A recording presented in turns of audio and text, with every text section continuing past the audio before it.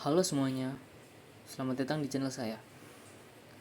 Di video kali ini, saya akan membahas topik yang sangat menarik, yaitu hubungan antara manusia dan teknologi, yang dilihat melalui fenomena peringatan darurat Garuda Biru, yang sempat menggemparkan dunia maya.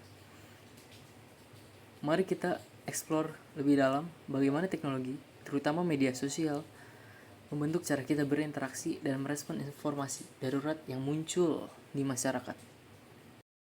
Mari kita mulai dengan memahami apa itu peringatan darurat Garuda Biru. Apa itu peringatan darurat Garuda Biru? Garuda Biru muncul sebagai simbol peringatan darurat di media sosial Indonesia pada Agustus 2024 lalu. Maksud dari peringatan darurat yang muncul di media sosial dan Google itu merupakan sebuah ajakan dari warganet atau netizen untuk bersama-sama mengawal putusan MK menjelang Pilkada 2024 yang digelar serentak dalam waktu dekat. Tagar tersebut muncul setelah MK mengeluarkan beberapa putusan yang berpotensi mengubah peta kekuatan politik.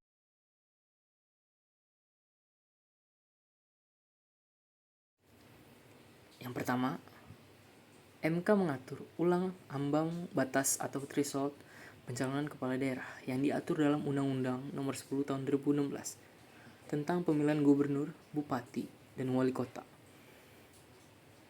Melalui putusan nomor 60 PUU 22 tahun 2024. Dikutip dari kompas.com. Lewat putusan tersebut, partai politik yang tidak memiliki kursi di Dewan Perwakilan Rakyat Daerah atau DPRD bisa mengusung calon kepala daerah. Partai politik juga tidak harus memenuhi syarat 20% perolehan kursi di DPR untuk mengusung calon kepala daerah. Selain itu, putusan kedua yang dikeluarkan MK adalah syarat usia seseorang mencalonkan diri sebagai kepala daerah, baik gubernur, wakil gubernur, bupati, wakil bupati, dan wali kota atau wakil wali kota, dihitung pada saat penetapan pasangan calon, bukan ketika pelantikan. Putusan MK tersebut berbeda dengan putusan Mahkamah Agung yang menyatakan syarat usia seseorang maju sebagai calon kepala daerah dihitung pada saat pelantikan, bukan penetapan paslon. Putusan MK soal syarat usia maju sebagai calon kepala daerah dinilai menjegal langkah putra bungsu Presiden Joko Widodo, yaitu Kaisang Pangarep, yang digadang-gadang maju Pilkada Jawa Tengah 2024. Di sisi lain, putusan MK soal ambang batas partai pencalonan kepala daerah memberikan angin segar bagi Anies Baswedan yang sebelumnya diperkirakan batal diusung. Apa kaitan peringatan darurat dengan kawal putusan MK? Bila dikaitkan dengan putusan MK, tagar peringatan darurat menjadi isyarat bahwa adanya upaya dari Dewan Perwakilan Rakyat mengakali putusan MK. Badan Legislasi DPR yang berencana merevisi UU Pilkada juga menyatakan penolakannya terhadap putusan MK.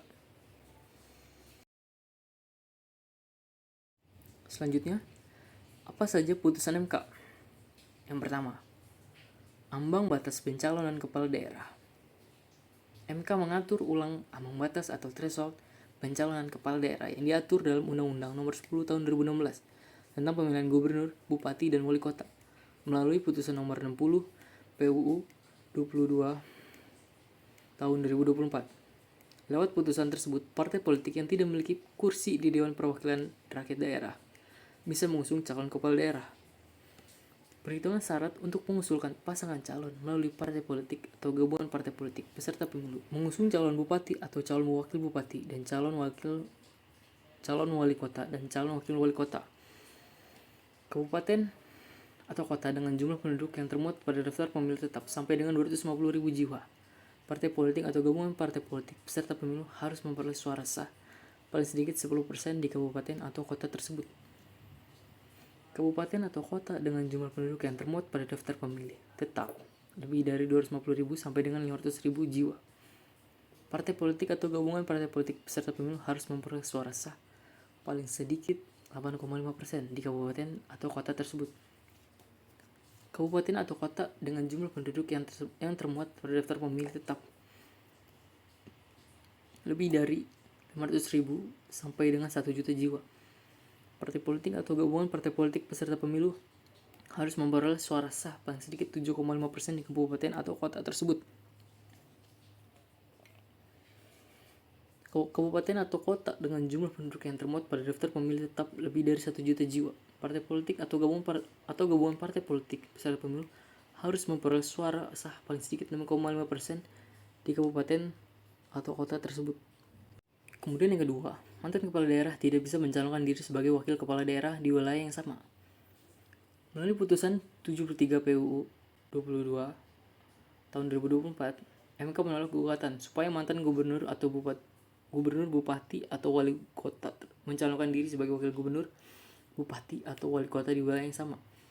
Menurut MK, norma tersebut tidak dapat dikatakan sebagai upaya menghalangi keinginan seseorang untuk mengikuti pilkada.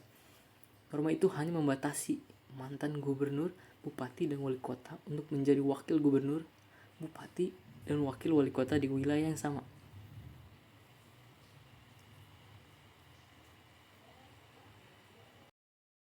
Kemudian yang ketiga, syarat batas usia minimal calon kepala daerah. MK juga membacakan putusan nomor 70 PUU 22 tahun 2024 terkait syarat batas usia minimal ketika seseorang mencalonkan diri sebagai kepala daerah. MK memutuskan syarat usia calon kepala daerah dihitung ketika seseorang ditetapkan sebagai calon kepala daerah oleh KPU. Putusan MK tersebut berbeda dengan putusan Mahkamah Agung nomor 24P tahun 2024.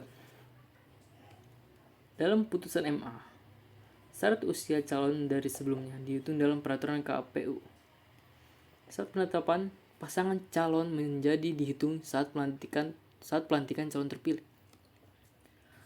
Adapun syarat usia minimal maju sebagai calon gubernur dan calon wakil gubernur adalah 30 tahun dan calon bupati atau calon wakil bupati dan calon wali kota atau calon wakil wali kota adalah 25 tahun.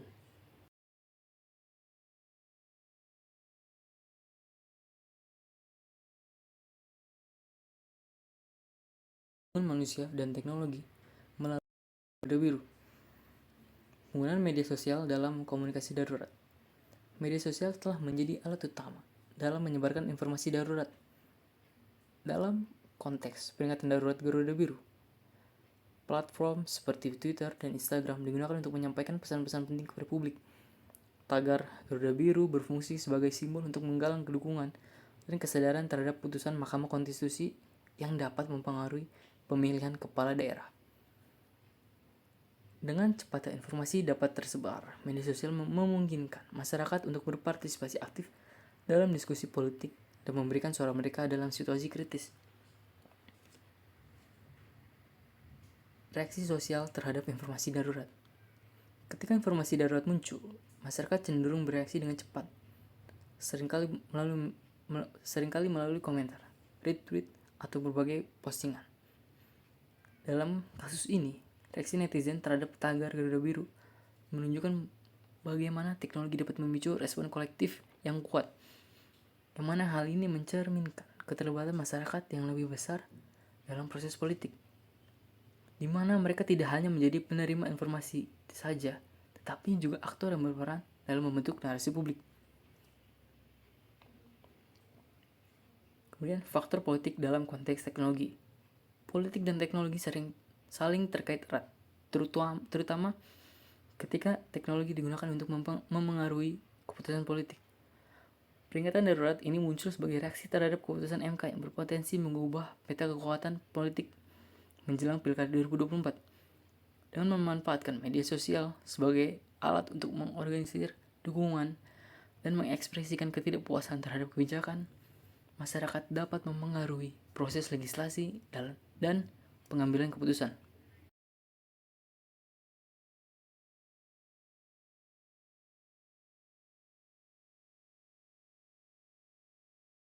Kemudian, persepsi publik terhadap teknologi dalam konteks politik.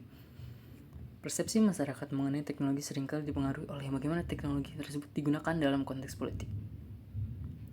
Dalam situasi peringatan darurat Garuda Biru, publik melihat media sosial sebagai sarana untuk mengawasi dan mengontrol tindakan pemerintah serta lembaga legislatif. Yang mana hal ini menunjukkan bahwa teknologi tidak hanya berfungsi sebagai alat komunikasi, tetapi juga sebagai medium untuk menegakkan akuntabilitas dan transparansi. Kemudian implikasi hukum dalam era digital. Keputusan hukum yang diambil oleh MK memiliki dampak signifikan pada interaksi antara manusia dan teknologi. Misalnya, putusan mengenai ambang batas pencalonan kepala daerah dapat memicu perubahan dalam cara partai politik menggunakan media sosial untuk kampanye mereka.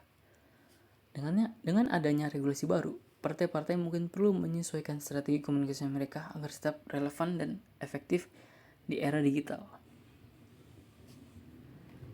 Selanjutnya, evolusi komunikasi politik dalam dunia maya.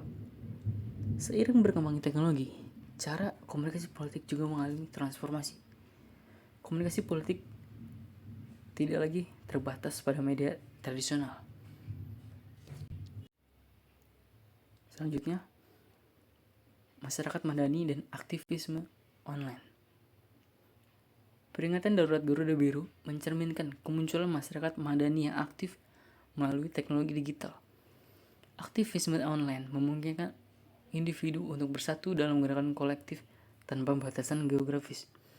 Dengan menggunakan tagar sebagai alat mobilisasi, masyarakat dapat menyuarakan pendapat mereka secara efektif dan menuntut perubahan. Fenomena peringatan darurat Garuda Biru ini mencerminkan hubungan kompleks antara manusia dan teknologi. Meskipun teknologi memungkinkan penyebaran informasi yang cepat, kita harus tetap berhati-hati terhadap potensi penyebaran informasi yang salah. Mari kita gunakan teknologi dengan bijak. Dengan demikian, kita dapat memastikan bahwa kita berkontribusi pada lingkungan informasi yang sehat. Terima kasih telah menonton video ini. Jangan lupa untuk like, share, dan subscribe. Sampai jumpa di video selanjutnya.